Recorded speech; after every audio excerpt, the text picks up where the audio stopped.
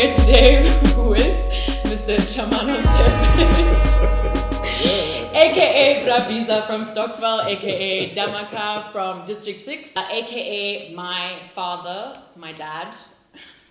That's why we're laughing.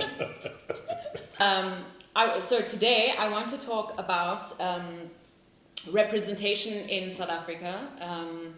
I want to talk about it using the example of the horror film 8 that has just been released on Netflix, which is currently, I think, on number 1 of the streamed Netflix movies in South Africa or on the continent. I'm not even sure. Yes, it was number 1, and it's shifting, from number 1 to number something up there. Okay, well, it's definitely probably still in the top 10, I think. Very exciting. Definitely go and watch the film 8 on Netflix. It's a horror film. Very, very, very well made. Superb acting. That's what you say. I don't have to say it. People must say it themselves. People are saying it. People are extremely, extremely excited about the film. I want to talk about it specifically with respect to the character that you play. Do you want to say a little bit about the character of Lazarus or the film? Well, the character named Lazarus is actually a Sangoma. He is known as a Sangoma within the communities that he was living with. And then, but due to some other circumstances, they then began to be suspicious of him, that he might be like the one who's making the people to die within the village. What I'm seeing a lot from people within South Africa is that they're extremely, extremely excited about this character that speaks Venda in this film, because I mean I'm almost assuming that on Netflix it's the first film that there's any Venda spoken on a Netflix film. I don't know if it is not the first. There was one movie which is in Venda. Actually, unfortunately, I haven't watched that movie. Okay. That was actually played in. The whole movie was set in Vendaland, and it was like spoken in Venda. Wait, but on Netflix?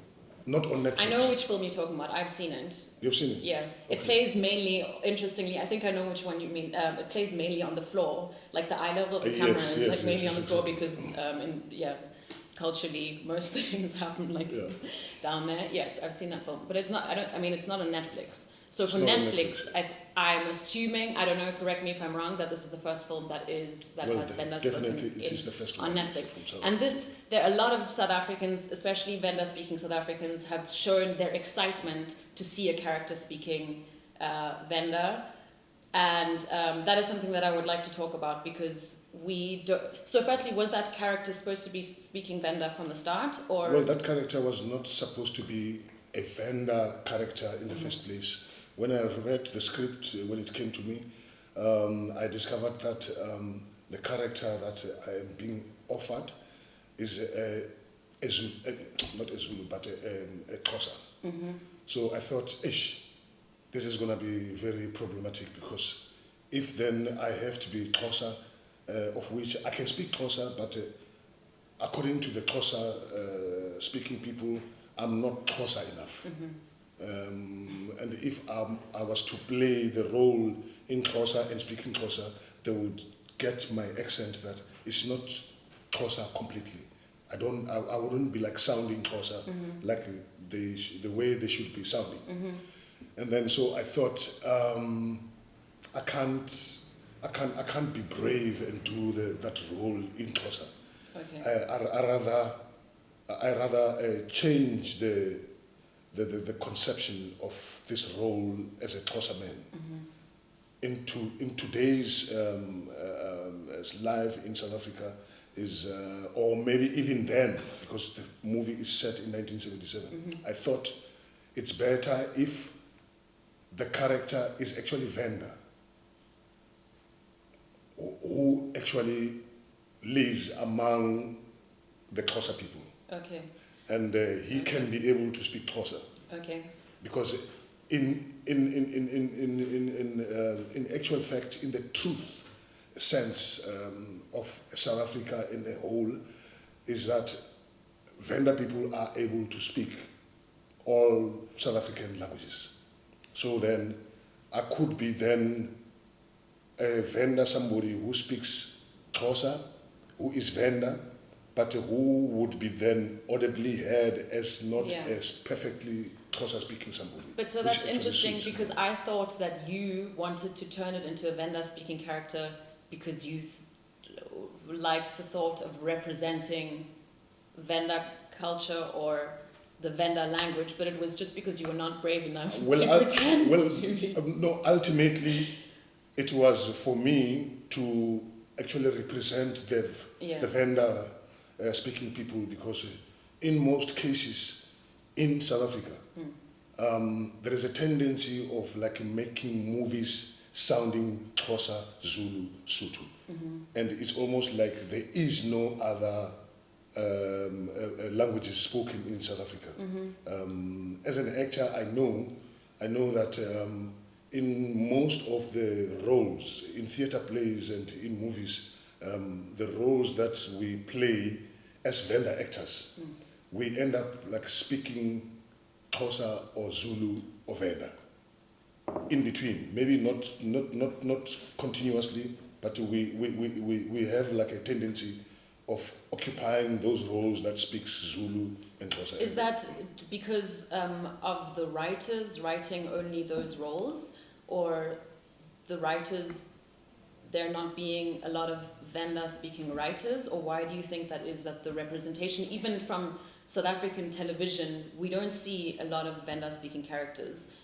Well, it's also like I think that's one of the factors.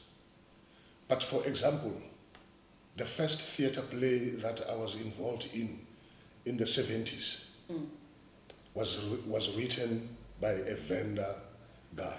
His name was Alpheus Siebane. He was Venda, and he was a writer, an actor at the same time. And then, but the play he wrote, 2 plays he wrote.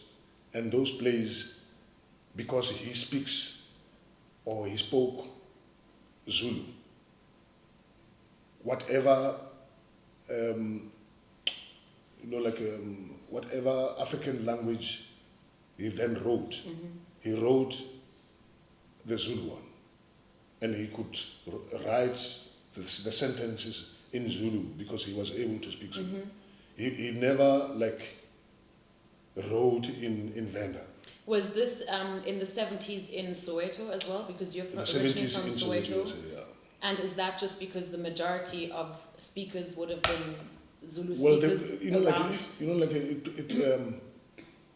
In this history of this country, because, for instance, in Johannesburg, the most spoken language is Zulu and Sotho, but there are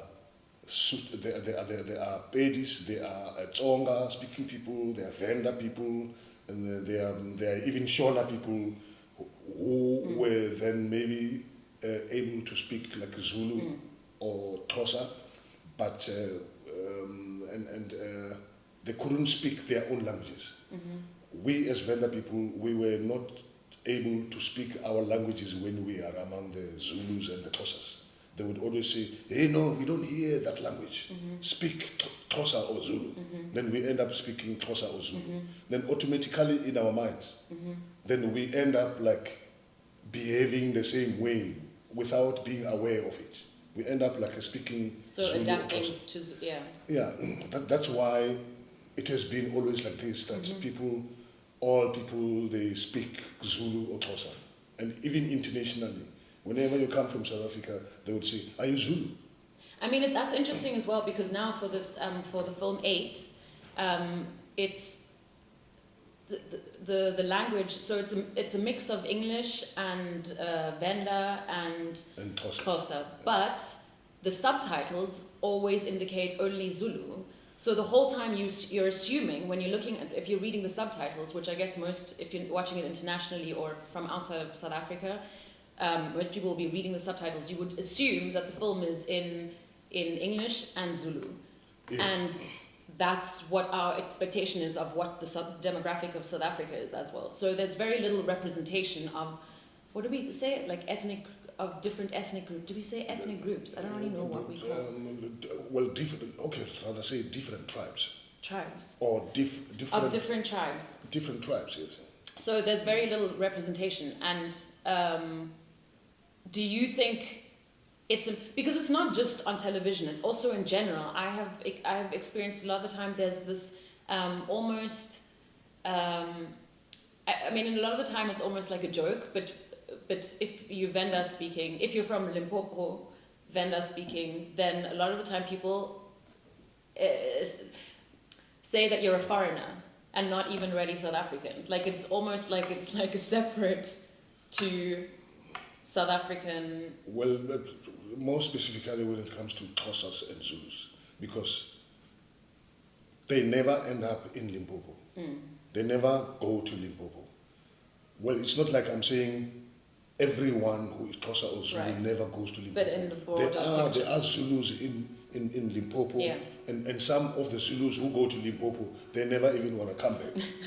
They decide to stay there because it's very different. Because we have like a different way of dealing with people who are not us, the Venda people. We always like a welcoming group of a tribe in South Africa. We welcome everyone. We don't discriminate. We don't say, we've got like no word that says another person who's not speaking Venda is a foreigner. Okay. We never behave like that. Yeah. We always welcome everyone. Yes. Yeah. So, so you're agreeing with what I'm saying, that a lot of the time there is almost we don't see a lot of Venda speakers on television, and so there's very little representation. Not just Venda, Shangaan. Shangaan's not different from Pedi, because the Sepedi guys, or maybe the Tswana guys, who live, for instance, like in Mamelodi or in Soshanguve or Garankuwa, like they speak that Sotho, that Sotho that says awa, na akinyaki, yeah, and those ones almost like they are let me rather say they are much better off, because they are more represented, because they are close to Johannesburg, and so you hear their language much more often than you would hear the Venda. Probably by now it's changing, because in actual fact Johannesburg is full of Venda speaking people, but you sometimes never hear them among the Zulus and the Xhosas, because they would be then speaking Xhosa also.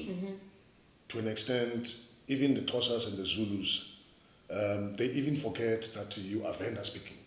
Do you think, for you personally, would you like to see more representation of different tribes on South African TV and also maybe internationally? Is it important for you to see more representation? You said the other day when we were talking with Naima, with my sister, you were saying that for you growing up, I asked you what was it that you wanted to be when you grow up? Like, what were your dreams of becoming when you were older? And you said you didn't have any thought of anything because there was no examples of what one could become. You said there was really just, it was like policeman or teacher. Yeah, there was no other role models that you know amongst your community who are something else. It's either there could be like maybe a doctor, if you ever knew or if you ever heard that there was a black doctor, then you would know about it. But because in most cases there was never any black doctor that you would see, because the majority is white doctors. So, and the most people that you would come across or you would see, they are teachers. Like when you're at school, you are taught by your own African teachers, and you see you see teachers, and then you see mostly nurses, then you see policemen. So when you grow up or when somebody asks you, what do you want to be when you're grown up? Automatically you will say, I want to be a nurse, or I want to be a teacher, or I want to be a policeman. So do you think now that obviously we have more black representation on South African TV, it's not like, it's not like back in that you were born, what, 1960? I was born in 1960. So obviously that's changed, but now do you think that it's also important to have the different tribes represented as well for representation purposes, so that a young Venda child can grow up and see themselves represented, their culture? Is it important to see Venda culture on South African TV? Is it important to see all the different groups represented? It is very important to know or to see that all the tribes in South Africa are represented, because the tribes are there. Because if they are not being represented like that, no one would ever know where Vendaland is, and even the geography of it. They would also think like we are foreigners. We are not foreigners in South Africa. We just live at the far end or the far edge of South Africa, which is the people don't mostly visit, because it's over that side.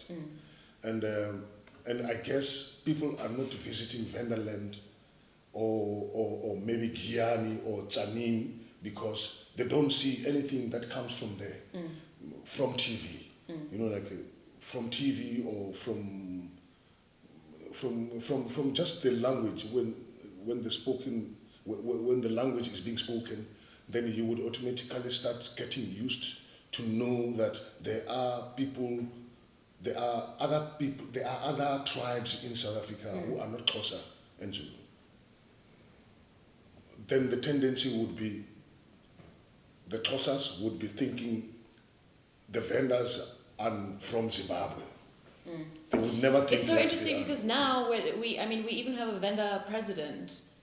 Yes, that's another example. Because now they know that there is a Venda president, then it's when they start knowing that Vendas are also part of South Africa. So you're saying it just happened now with the Well, it election? happened now, yes. Because people never actually knew that the Vendas are part of South Africa, because there was no messages that get sent to the people to make them aware that Venda people are part of South Africa. Even though they were there, even in Parliament, during the cabinet of Mr. Nelson Mandela, there was Mr. Mufamadi, who was Venda. But maybe some other people, they were thinking Mufamadi, it could be like somebody else, not a Venda somebody, but it could be like maybe Mufamadi, it could be like maybe a Mosotho speaking people. Or even Joe Mafela. Joe Mafela, for instance. Joe Mafela, everything that he ever did in South Africa, in the South African movies and in the South African stage, he was always, he was mostly speaking Zulu. And most Zulu people, they know him as a Zulu man, not as a Venda man. Yeah. I thought because that. he was also dressing up the Zulu attire, like the Zulu type of clothing. He did everything in Zulu. What I know is that he was in Soweto, around Johannesburg, in Chiawero.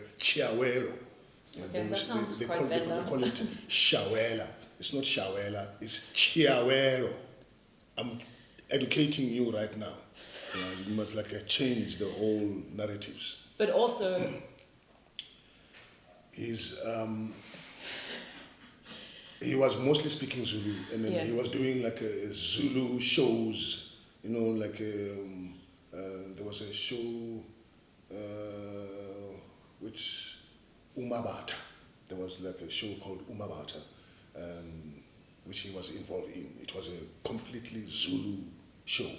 Yeah, Like a I guess, Zulu I mean, I guess you always cater to the people that you are mostly working with, and if nobody can understand you, you're not going to speak your own language. Then you can't speak. And your also language, yes. because you were just educating, but also or correcting the pronunciation of the Venda. Yes.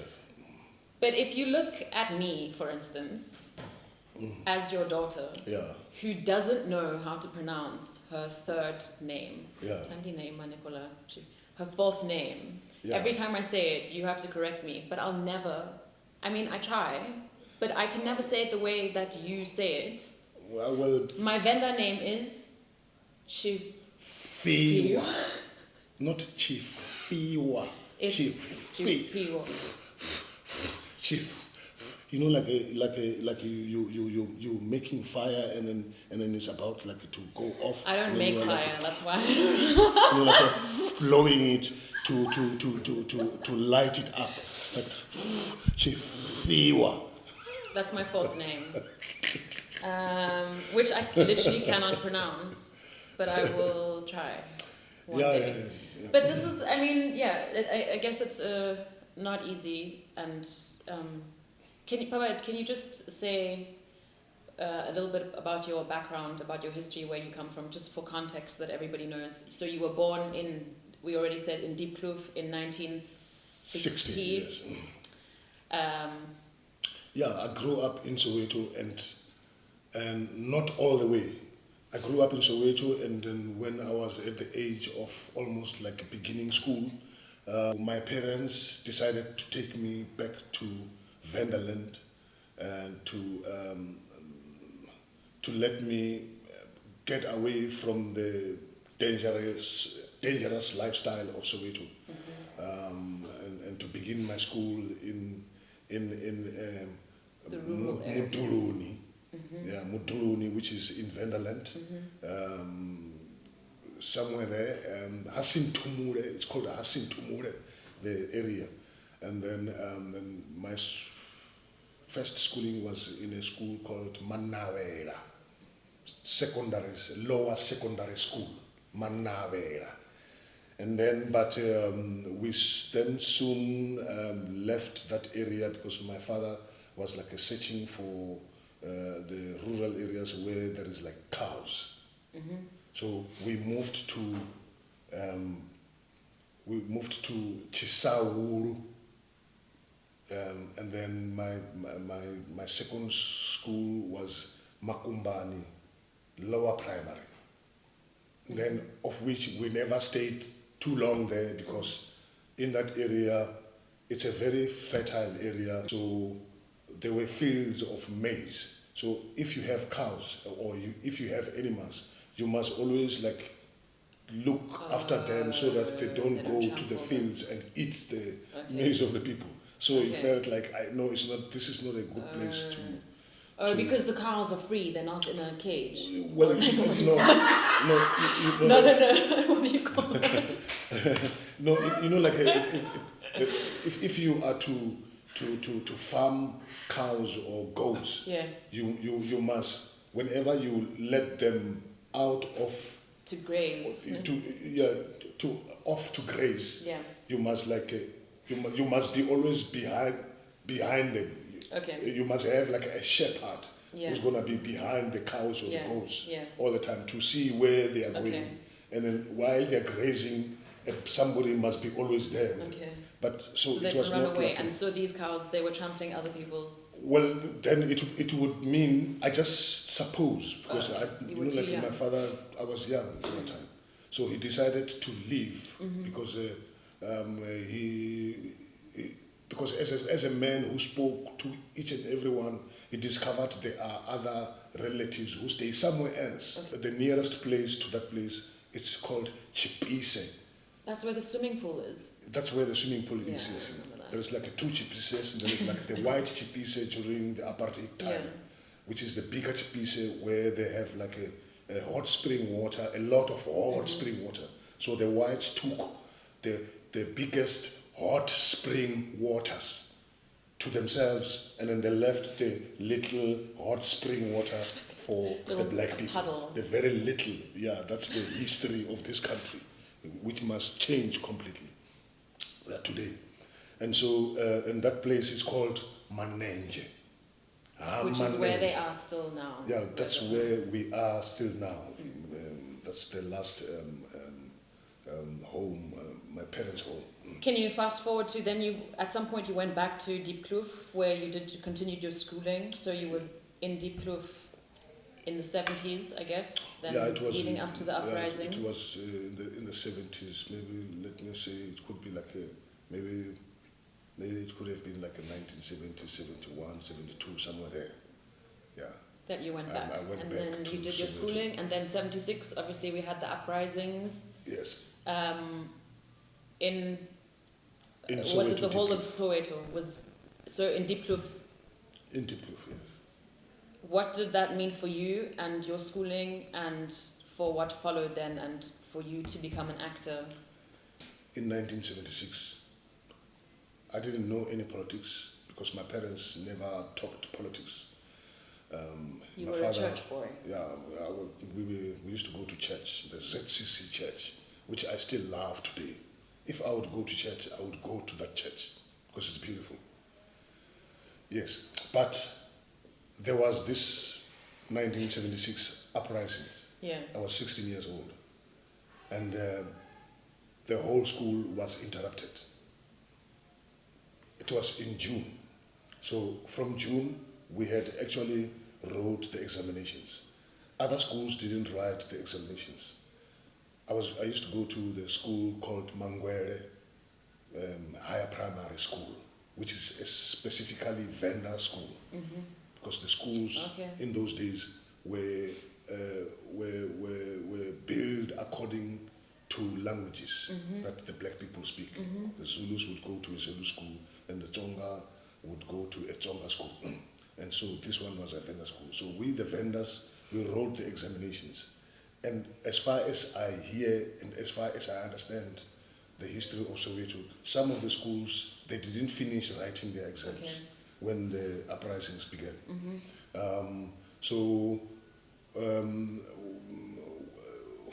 Our exams were interrupted by the uprisings. So that means you weren't protesting? We were actually not protesting in our school, and while other schools were protesting. So the word went around that our school was not protesting. So they came to our school and they forced themselves inside the school, and then they went straight to the offices where the books, like the examination books, were being stored, and they destroyed everything, and then we all went out and joined. You were forced to protest. Yeah, now. we were forced to protest, and then we actually then joined the protest. I can still remember, I was also there in the protest, even though I didn't know anything, because everyone was supposed to be there. So we went out. It was like a lot of children, like in Diepkloof, and it was crazy. It was mad. So we went to Diepkloof, like Diepkloof, where Diepkloof Hall, Municipality Hall was. We went there, and then we destroyed the Municipality Hall. And then there was a bottle store. It was also destroyed, and those who drink, obviously, you know what happens.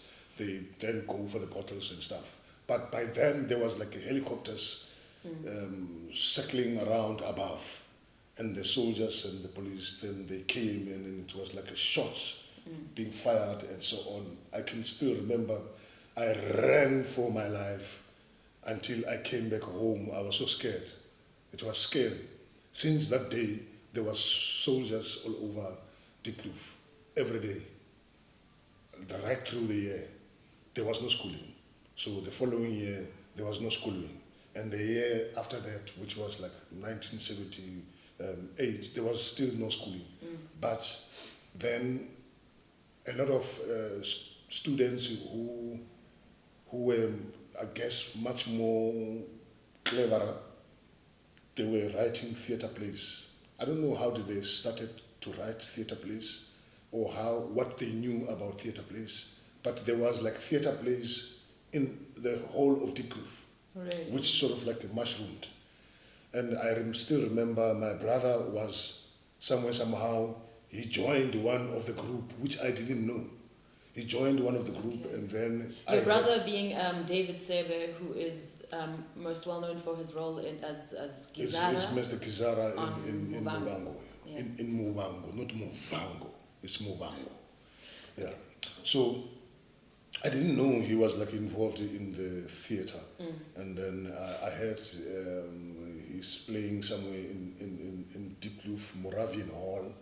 At that time, it was a church called Moravian Hall. They had this hall which was like used as a church, and it was used also as a cinema during the time when there was no schooling.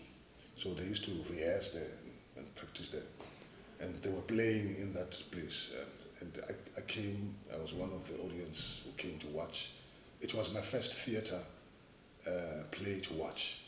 I was so impressed. When there was crying, I was crying. When it was happiness and laughter, I was laughing. I was so overwhelmed. Like if there was a video photographing me at that time, I would have loved to see myself transforming, like getting transformed from that to become an actor, because that's exactly what happened.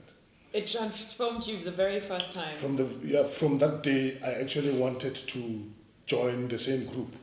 I wanted to be an actor as well. But because my brother was in it, he said, no, we can't all be doing the same thing. He's what, a couple of years older than you, like two, yes, 2 years older. 2 years older. Then he said, we can't all do the same thing. Then I felt so sad. So I was like, I think if there was depression, I was depressed at that time. I didn't even know what depression is at that time. I was depressed. I wanted to, to be involved in a theatre play or something. Yeah. And then came some other boys who were doing theatre plays around. Then I still remember I joined some of them.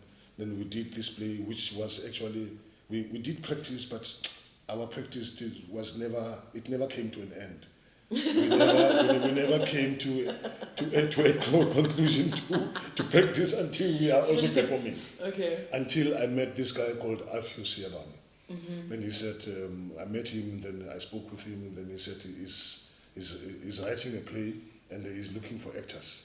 Then I said, oh, wow, I would love also to act. He said, no, you can come around. So since that day, I decided to take my blanket. I used to sleep on a sponge. In the kitchen? And also, the foam mattress, yes, in the kitchen, under the table. So I took my sponge and my blanket. I went straight to where he was actually living. It was not his parents' home, but it was somebody's home who decided to offer him a place to sleep there. Yeah.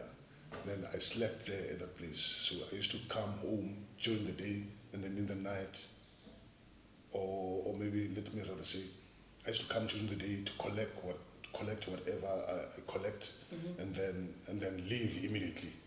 In actual fact, I always wanted to be there at the rehearsal room and nowhere else. They used to like sending me somewhere to the shops and so on. So I used to run to the shops. Were you younger? I was young. I was the youngest. Okay. I was my characteristics were very, very quiet. I used not to talk too much. I used to be very, very, very quiet. So they used to send me to the shops all the time because they didn't give me a role yet. So they sent me to... So you were like an assistant? Yeah, because I never acted before. Okay. Because I was like a new person. Okay. I was not known as an actor yeah. who has been seen by others as well, so that they can give me a role. Yeah. So I was more involved in the training, like in the vocal exercises when we vocalize. Because you were a choir boy before that. You already like... Yes, I knew about singing, but not singing, with... not staff notation, but with tonic solfas, the do, re, mi, fa, sol, la, ti, do, those type of notations. Yeah. Yeah. So I mean, I Yeah, say yes, but I don't actually know. I would actually run to the shops and go and buy those chips and balonis and bread and come back quick to the rehearsal room because I want to watch and witness everything. I want to be there all the time. Yeah.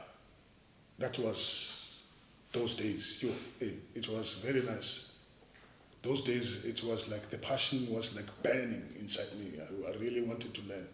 At some point, you obviously got a role. Well, I ended up having a role, yes. Yeah. It took me time. I had a role, and then they then took me out of the role I was playing, and then they gave it to somebody else because I guess they were not satisfied with me. Yeah, and they gave it to somebody else, and then I was so sad, and then I was there all the time during the rehearsals, watching this guy playing. Then I was like, whatever I knew maybe I might be lacking, I had to double exercise it all the time. All the time. You know, like, because those days we used to do musicals, the Gibson Kente type of musicals, whereby the singing is the most important way to have you,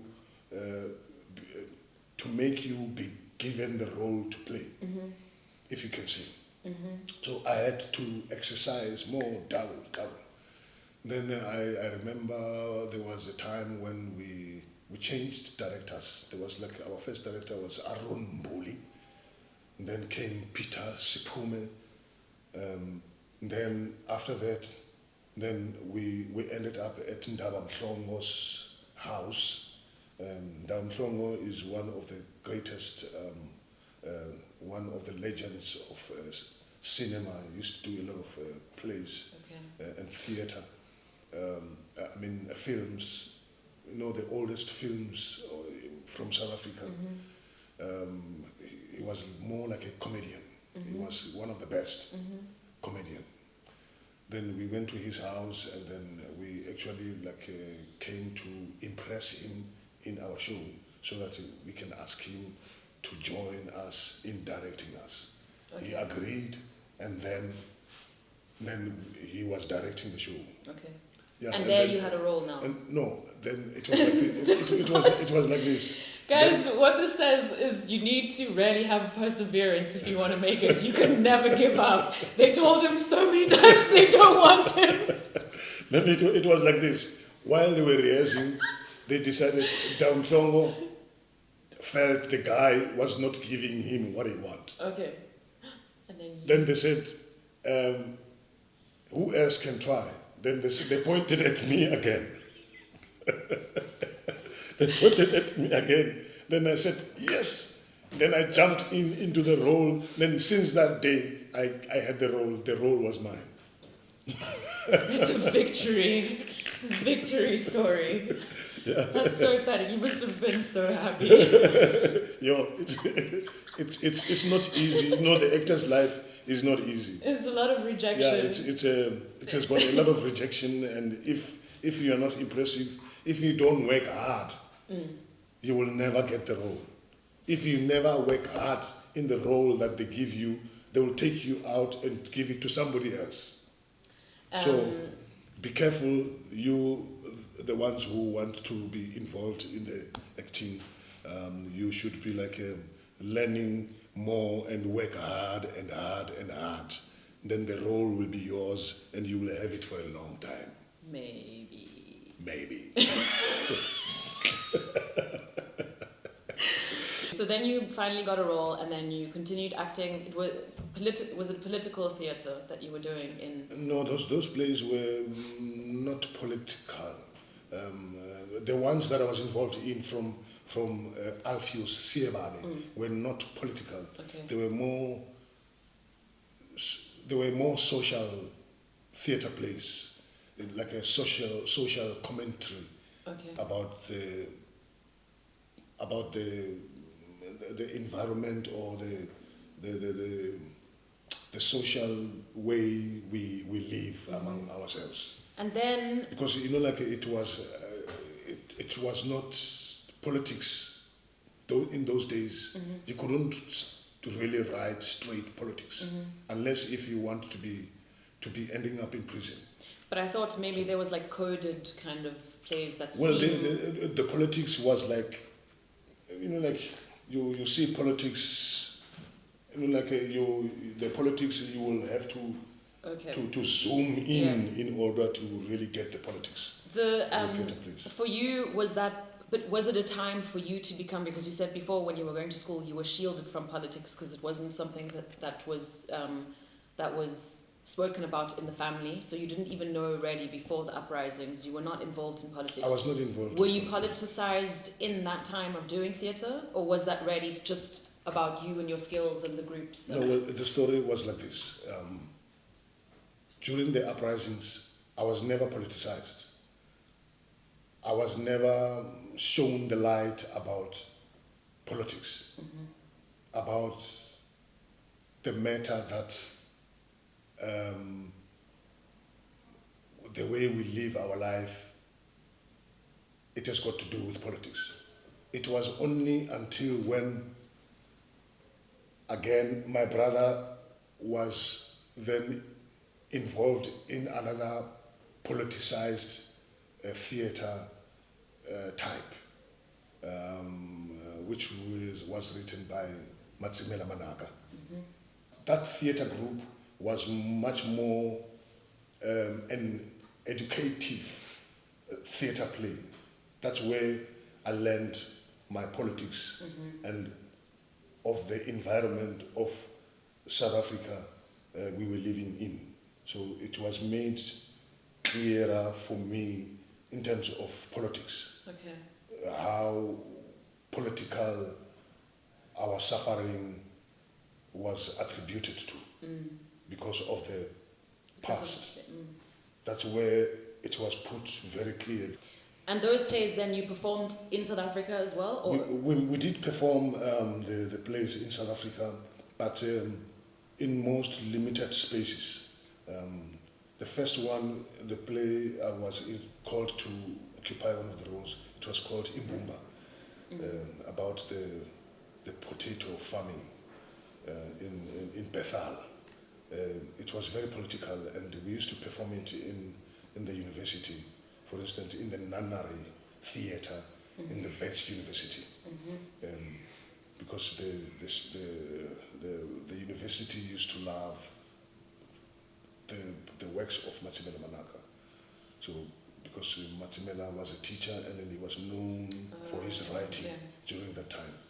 And so they gave a space there. They gave a space for us to perform there, and in sometimes whenever there is like maybe some rallies, some political rallies, they used to invite our theatre play to come and perform. It was scary because sometimes, like the police would be then watching us, but because we were like conscientized by the theatre plays we were involved in, we were already becoming like freedom fighters, but on stage. You went to Europe to tour with these very political plays, and in terms of language, it was people wouldn't understand what you're saying. Well, we were playing in English. Oh, okay. And then the whole time, even back home. Yeah, the whole time. Yeah, even back home, we used to play in English, yes, and Zulu, never Venda, always Zulu. And then I spoke Zulu because I could speak mostly every language that was spoken in Soweto. Oh, but I mean also, because I saw some of the footage, is also very, very physical theatre. Yeah, it from was what I saw, like those clips. More pantomime type of physical theatre. Yeah. And a lot of singing in the play, especially Pula. Imbumba was very less singing, it was very political, and which made us not to have a lot of people coming to watch, because people didn't like politics. People abstained from watching political theatre plays because they were scared because the police can come at any time. and then everybody would be then arrested. So we created this other play called Pula, and then involved some music so that we can draw people to come and make them interested to watch, because it's more appealing, and you put some kind of movement and pantomime and nice. Pula was nice. Yo, it was nice. I still love the show.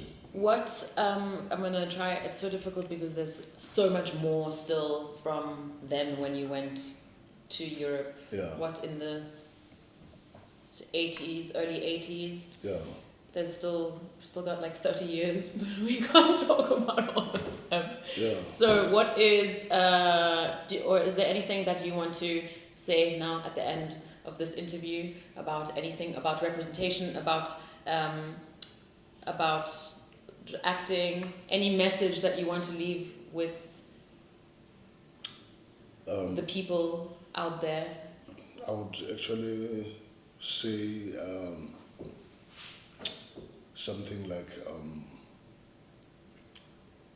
for instance, I live in Cape Town here now for almost like more than 20 years, and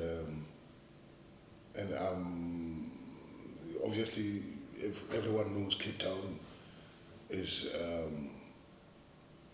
having like the majority of the Xhosas and the I hate saying colored people, but yeah, the ones we call colored people. I don't know if I would say black people to colored people if they would agree with me, but yeah, the people of color, I don't know if it makes sense. I definitely know what you mean. I think we have to say colored for now, just because then people know who we mean. It's that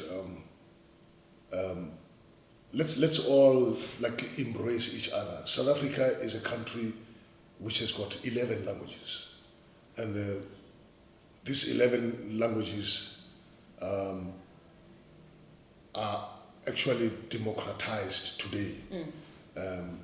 So if we want to grow and become explosive in our intelligence, in our natural intelligence, in our natural creativity, as African people, to build this country, we should come together. We should stop isolating ourselves from each other. We should combine resources. We should combine our intelligence. We should combine our creativity to create more beautiful stuff. Because South Africa is full of color, is full of the wealth, and as a cradle of mankind. Because mankind, according to how the information is being written, is that South Africa is the cradle of mankind. The mankind began here. So what that would mean, it would mean that since the mankind was beginning here, it means like this is the place where the creativity is at the most creative, at the most explosive. So we are harboring an explosion in ourselves. So we should like come together and stop the killing and stop the violence and we stop the gangsterism, because it is robbing us of like the Mandelas of tomorrow, the Steve Bikos of tomorrow, the Sobukwes of tomorrow, all the political leaders that we know that comes from this country. then we would be robbing them from ourselves if we deny them the life that they should continue having, and in order to add up in the creativity of this country, in the building of this country. That's the message that I would like to I say. like that. That's very nice. I don't think am I gonna add something to that? I don't think so. But except for let's write the stories, write our own stories in our own languages. We have Netflix now. We can read subtitles. We are willing to read subtitles. So everybody can write in their own languages, and Netflix, you know. Yeah, Netflix. They will write We are so happy. We are so happy that we have like something called Netflix, because it's like there to expose us. Yeah. We got much more to offer in this so-called Netflix. Thank you very much, Mr. Tshamano Sebe, aka my father. AKA my daughter. and the camera lady behind the lens there. Camera and sound lady Naima and Sebe. editor. Naima Sebe. Yeah. Thank you. I feel so privileged to be like speaking in front of this lens.